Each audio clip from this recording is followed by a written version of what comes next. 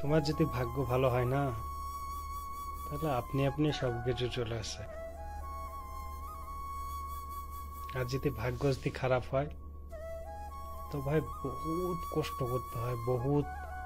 যেমন আমি করছি ইউটিউবের লেগে, এত কষ্ট করছি, তো কিছুতেই কিছু হয় না।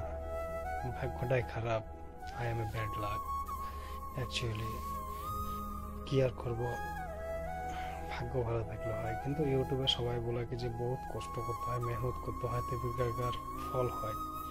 কিন্তু দেখা যাক, আমিও সেরকমই মেহনত করবো ইনশাল্লাহ, আপনাদের দোয়াতে। দেখা যাক, আপনারা সবাই দোয়া করেন, তাহলেই হবে।